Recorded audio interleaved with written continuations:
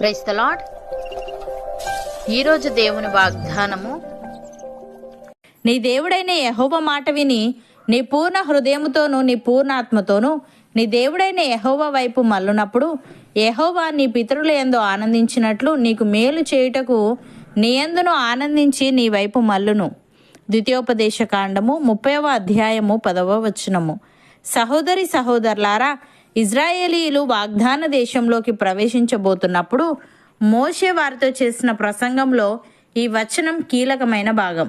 ఈ వచనంలో దేవుని ఆజ్ఞలకు విధేయత చూపడం యొక్క ప్రాముఖ్యతను మరియు హృదయపూర్వకంగా ఆయన వైపు మల్లడం యొక్క అవసరాన్ని మోషే నొక్కి చెప్పాడు. ఈ వచనం యొక్క ప్రాముఖ్యతను అర్థం చేసుకోవడానికి దీని సందర్భం కూడా చాలా ముఖ్యం. ఇజ్రాయేలీయుల నాయకుడైన మోషేకు దేవుడు ఎన్నుకున్న ప్రజలను ఐగుప్తు బానిసత్వం నుండి విడిపించి దేవుడు వారి పూర్వీకులకు వాగ్దానం చేసిన దేశం వైపు నడిపించే పని ఇవ్వబడింది. అయితే ఇజ్రాయేలీయుల తిరుగుబాటు మరియు అవిధేయత కారణంగా వారు 40 సంవత్సరాలు అరణ్యంలో సంచరించవలసి వచ్చింది. చివరికి వారు వాగ్దాన దేశం అంచున నిలబడినప్పుడు ఈ క్రొత్త దేశంలో వారి భవిష్యత్ జీవితానికి వారిని సిద్ధం చేయడానికి మోషే వరుస ప్రసంగాలు చేశాడు. ఆ ప్రసంగాలలో భాగమే ఈ వచనం. ఈ వచనంలో విధేయత అనే అంశం కేంద్ర బిందువు. ఇజ్రాయేలీయులు ప్రభు స్వరాన్ని వినాలని, అంటే ఆయన ఆజ్ఞలను శాసనాలను విని పాటించాలని వారికి ఉపదేశించబడింది. వాగ్దాన దేశంలో ఇజ్రాయేలీయులు విజయం సాధించడానికి మరియు ఆశీర్వదించబడడానికి దేవుని ఆజ్ఞలకు విధేయత చూపడం కీలకం. ఆయన ఆజ్ఞలను శాసనాలను పాటించడం ద్వారా వారు దేవుని పట్ల తమ విధేయతను విశ్వాసాన్ని ప్రదర్శిస్తారు మరియు దేవుడు వారికి ఇచ్చిన వాగ్దానాలను స్వతంత్రించుకుంటారు. అలాగే ఈ వచనం దేవుని పట్ల పూర్ణ హృదయంతో భక్తి చూపాల్సిన అవసరాన్ని నొక్కి చెప్తుంది. దేవుడు తన ప్రజల నుండి కోరుకునే నిబద్ధత మరియు నిజాయితీ యొక్క లోతుని తెలియజేస్తుంది. దేవుని నియమాలను పాటించడం కేవలం సరిపోదు, నిజమైన మరియు పూర్తి అంకిత భావంతో అలా చేయాలి. పూర్ణ హృదయంతో భక్తి చూపాలనే ఈ పిలుపు ఇజ్రాయేలీయులను మరియు విశ్వాసులందరినీ వారి విశ్వాసం యొక్క నిజాయితీని మరియు దేవునికి విధేయత చూపడానికి వారి ఉద్దేశాలను పరిశీలించమని సవాలు చేస్తుంది. ప్రియులారా, మనం ఎంత తప్పిపోయినా, ఎంత దూరం వెళ్ళినా తిరిగి దేవుని వైపు తిరిగితే ఆయన ఆనందిస్తాడు. ఉదాహరణకు, తప్పిపోయిన కుమారుడు తండ్రి ఇల్లు వదిలి వెళ్ళిపోయాడు, కానీ తప్పు తెలుసుకొని తిరిగి వచ్చినప్పుడు తండ్రి ఆనందించి ఆహ్వానించాడు. అలాగే దావీదు పాపం చేసిన తర్వాత పశ్చాత్తాపంతో పూర్ణ హృదయంతో దేవుని వైపు తిరిగాడు. దేవుడు అతనిని క్షమించి తిరిగి ఆశీర్వదించాడు. అనగా పాపం వలన దూరమైన దేవుని వాక్యాన్ని విని పూర్ణ హృదయంతో ఆయన వైపు తిరిగితే మన జీవితం మళ్ళీ పునరుద్ధరించబడుతుంది.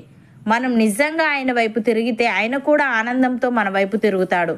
భక్తుడు ఈ విధంగా అంటున్నాడు, ప్రభువు సర్వకాలము విడనాడడు, ఆయన బాధ పెట్టినను తన కృపా సమృద్ధిని బట్టి జాలిపడును. హృదయపూర్వకముగా ఆయన నరులకు విచారమునైనను బాధనైనను కలుగజేయడు. దేశమునందు చెరపట్టబడిన వారినందరినీ కాళ్ళ క్రింద తొక్కుటయు మహోన్నతుని సన్నిధిని నరులకు న్యాయము తొలగించుటయు ఒకరితో వ్యాజ్యమాడి వానిని పాడు చేయుటయు ప్రభు మెచ్చు కార్యములు కావు. ప్రభు సెలవు లేనిది మాట ఇచ్చి నెరవేర్చగలవాడెవడు? మహోన్నతుడైన దేవుని నోట నుండి కీడును మేలును బయలువెళ్ళును గదా. సజీవులేల మూలుగుదురు, నరులు తమ పాపశిక్షను బట్టి ఏల మూలుగుదురు. మన మార్గములను పరిశోధించి తెలుసుకొని మనం యెహోవా తట్టు తిరుగుదము. ఆకాశమందున్న దేవుని తట్టు మన హృదయమును మన చేతులను ఎత్తుకొందము అని. ప్రియులారా, దేవుని యొద్దకు రండి, అప్పుడు ఆయన మీ యొద్దకు వచ్చును. పాపులారా, మీ చేతులను శుభ్రం చేసుకొనుడి. ద్విమనస్కులారా, మీ హృదయములను పరిశుద్ధపరచుకొనుడి. వ్యాకులపడుడి, దుఃఖపడుడి, ఏడువుడి. మీ నవ్వు దుఃఖమునకును మీ ఆనందము చింతకును మార్చుకొనుడి. ప్రభు దృష్టికి మిమ్మును మీరు తగ్గించుకొనుడి, అప్పుడు ఆయన మిమ్మును హెచ్చించును. దేవుడు ఈ విధంగా అంటున్నాడు, దుష్టుడు తాను చేసిన పాపములన్నింటినీ విడిచి నా కట్టడలన్నింటినీ అనుసరించి నీతిని అనుసరించి న్యాయము జరిగించిన ఎడల అతడు మరణమునొందడు, అవశ్యముగా అతడు బ్రతుకును. అతడు చేసిన అపరాధములలో ఒకటియు జ్ఞాపకములోనికి రాదు. అతని నీతిని బట్టి అతడు బ్రతుకును. దుష్టులు మరణమునొందుట చేత నాకేమాత్రమైన సంతోషము కలుగునా? వారు తమ ప్రవర్తనను దిద్దుకొని బ్రతుకుటయే నాకు సంతోషము. ఇదే ప్రభువగు యెహోవా వాక్కు అని.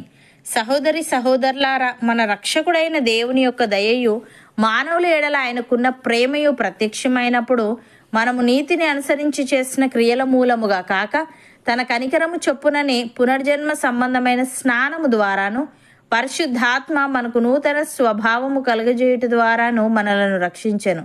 మనం ఆయన కృప వలన నీతిమంతులమని తీర్చబడి నిత్య జీవమును గూర్చిన నిరీక్షణను బట్టి దానికి వారసుల మగుటకై ఆ పరిశుద్ధాత్మను మన రక్షకుడైన యేసుక్రీస్తు ద్వారా ఆయన మన మీద సమృద్ధిగా కుమ్మరించెను.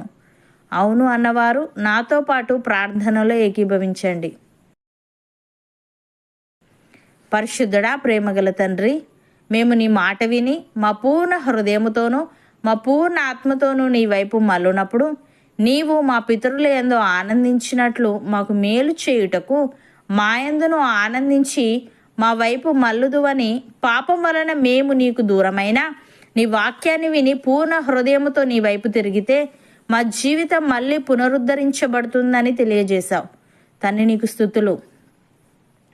దేవా, మేము నీ యొద్దకు వచ్చి మా చేతులను శుభ్రం చేసుకొని మా హృదయములను పరిశుద్ధపరచుకొని నీ దృష్టికి మమ్మును మేము తగ్గించుకునే వారంగా ఉండుటకు సహాయము దయచేయమని, మేము నీతిని అనుసరించి చేసిన క్రియల మూలముగా కాక నీ కనికరము చొప్పునని పునర్జన్మ సంబంధమైన స్నానము ద్వారాను పరిశుద్ధాత్మ మాకు నూతన స్వభావము కలగజేయుట ద్వారాను మమ్మలను రక్షించావు గనుక మేము నీ కృప వలన నీతిమంతులమని తీర్చబడి నిత్య జీవమును గూర్చిన నిరీక్షణను బట్టి దానికి వారసుల మగుటకు కృప చూపమని, నీ పరిశుద్ధాత్మను మాలో ప్రతి ఒక్కరి మీద సమృద్ధిగా నీవే కుమ్మరించమని యేసుక్రీస్తు నామమున ప్రార్థిస్తున్నాము తండ్రి.